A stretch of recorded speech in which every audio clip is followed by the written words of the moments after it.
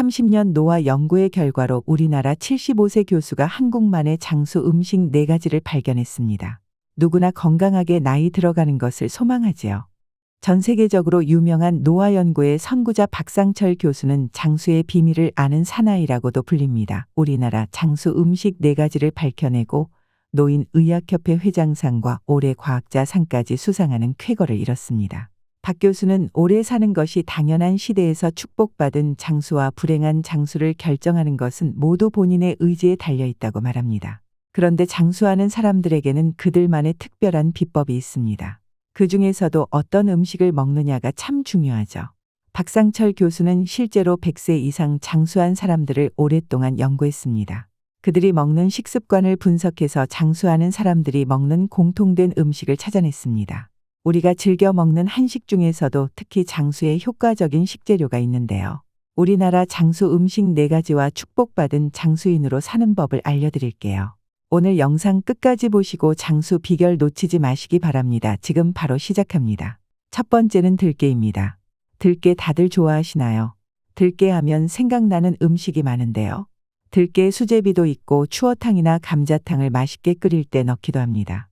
들깨는 각종 반찬 무침에도 많이 곁들이죠. 아시다시피 들깨는 건강에 참 좋습니다. 셀 수 없을 정도로 다양한 효능을 가지고 있는데요. 들깨는 비타민 B1, B2, 칼슘인, 니아신 등의 영양소 및 식이섬유를 풍부하게 함유하고 있습니다. 특히 들깨에 들어있는 폴리페놀 성분과 비타민 E와 같은 영양소는 강력한 항산화 물질인데요. 우리 몸의 노화와 세포 손상을 방지해줍니다.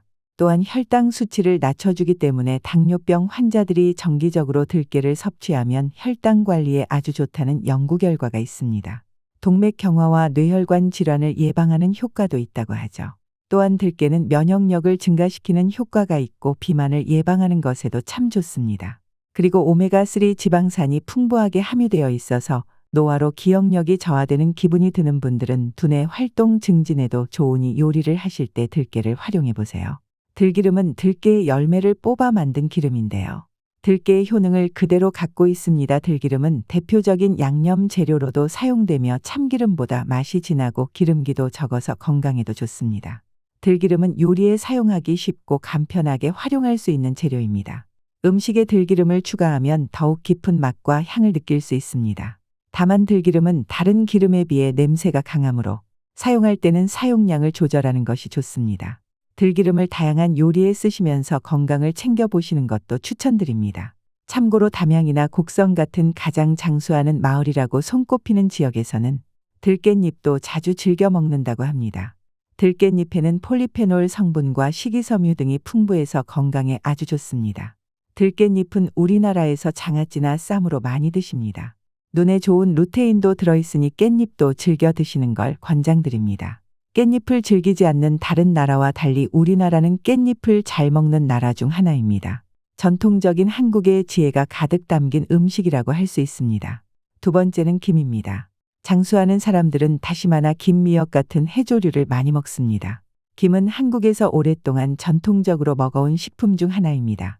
삼국유사에 따르면 신라시대부터 우리 선조들이 김을 즐겨 먹었다고 전해지는데요. 외국보다 훨씬 빠른 것입니다. 그래서 김을 이용한 음식 문화가 발달했습니다. 삼면이 바다로 이루어진 지역적인 특색 역시 김 양식에 적합합니다. 외국인들이 한국에 여행 와서 기념품으로도 김을 많이 사간다고 하죠. 김은 비타민과 무기질 식물성 단백질과 식이섬유 등이 풍부하게 들어있는 완전식품입니다. 또한 칼슘이나 철분, 마그네슘 등이 풍부하게 함유되어 있어 뼈 건강에도 좋습니다. 그리고 김은 비타민 B12의 대체 식품 중 하나인데요. 비타민 B12은 인체에 매우 중요한 물질인데 혈고 생성에 필요하며 신경계 작용에 있어서도 필수적인 역할을 합니다. 비타민 B12가 결핍되면 노인일 경우인지 기능이 현격히 떨어지게 되고 각종 신경정신적 증세가 나타날 수 있습니다. 또한 김은 비타민 C와 비타민 E도 함유하고 있습니다. 비타민 C는 항산화 작용을 통해 면역력을 강화시켜주고 철분이 잘 흡수되도록 돕는 역할을 합니다. 또한 김에 함유되어 있는 동백꽃 색소질인 피코시아닌은 항산화 성분으로 강한 항산화 효과를 발휘하여 암 예방에도 효과적입니다. 당뇨병을 앓고 계신 분들의 경우 드시는 약으로 인해 비타민 B12의 흡수가 방해되어 영양 부족을 겪기 쉬운데요. 신경병증이 발생하면 손끝이나 발끝이 저리는 느낌이 생깁니다. 이럴 때 꼭 섭취해 주셔야 하는 음식이 바로 김입니다. 그리고 김은 고단백질 음식으로도 유명한데요. 김에 단백질이 많다는 사실을 모르시는 분들이 많습니다. 소고기의 단백질 함유량이 100g당 25%인데 비해서 김에 들어있는 단백질 함량은 35%나 됩니다. 소고기보다 김에 단백질이 많다는 사실 아셨나요? 김 5장이면 달걀 하나에 들어있는 단백질을 섭취하는 것과 같다고 하니 건강관리를 위해 섭취하시면 좋겠습니다. 그리고 김을 섭취하실 때는 기름과 함께 섭취하는 것이 좋습니다. 김에 함유되어 있는 건강에 좋은 영양소들을 효율적으로 흡수하기 위해서입니다. 김은 단독으로 섭취하면 몸에서 잘 흡수되지 못한다는 단점이 있습니다. 김을 드실 때 참기름이나 들기름에 간장을 넣어 찍어 드시는 걸 추천드립니다. 세 번째는 나물입니다. 채소에는 항산화 물질과 세포 돌연변이를 억제하는 성분이 가득 들어 있습니다. 과일에는 항산화 물질은 많지만 돌연변이 억제 성분은 적었다고 하는데요. 그런 면에 있어서는 채소가 과일보다 더 몸에 좋다고 할 수 있겠죠. 보통 채소를 익히지 않고 먹어야 영양 성분도 덜 파괴돼서 좋다고 생각하시는 분들이 많은데요. 무조건 그렇지는 않습니다. 우리가 나물을 데쳐 먹으면 그만큼 부피가 줄어들어서 생으로 먹는 것보다 훨씬 더 많은 양의 채소를 섭취할 수 있기 때문이죠.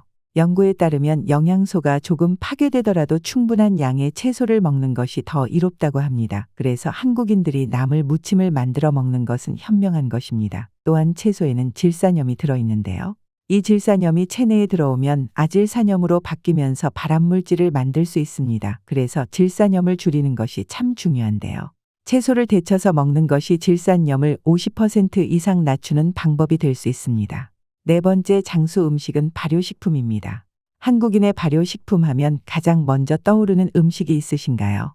저는 김치가 생각나는데요. 김치뿐만 아니라 된장이나 고추장, 간장도 있습니다.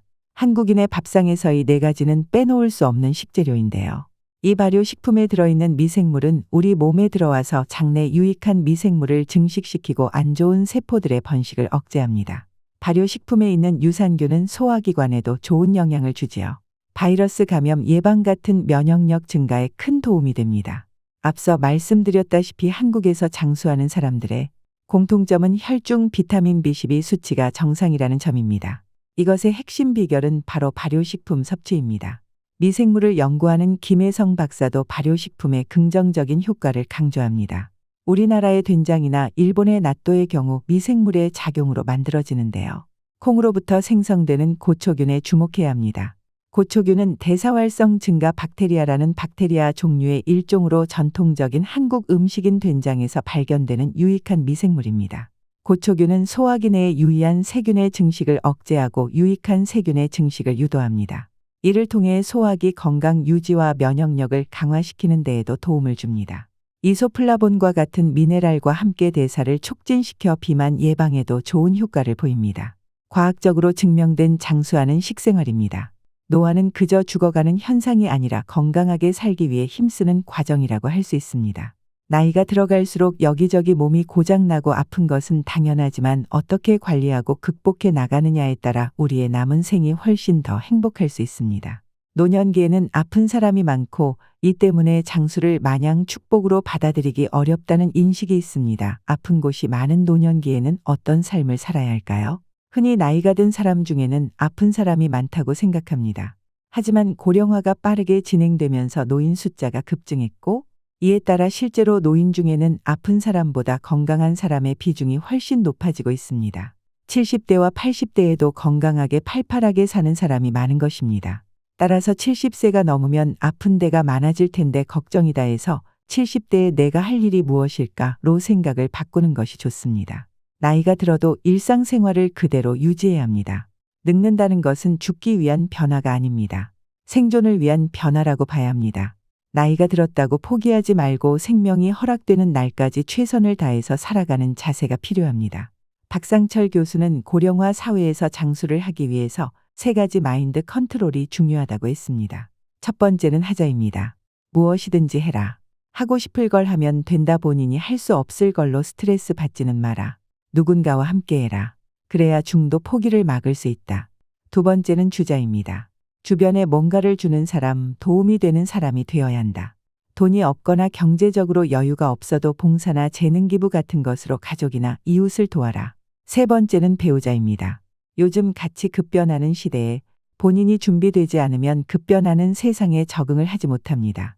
나는 늙어서 못해, 나와는 상관없는 세상이라 눈과 귀를 닫아버리면 안 됩니다. 새로운 것이 있다면 열심히 배워야 합니다. 건강한 장수를 위한 기본 원칙 3가지를 일상에서 어떻게 적용할 수 있을까요?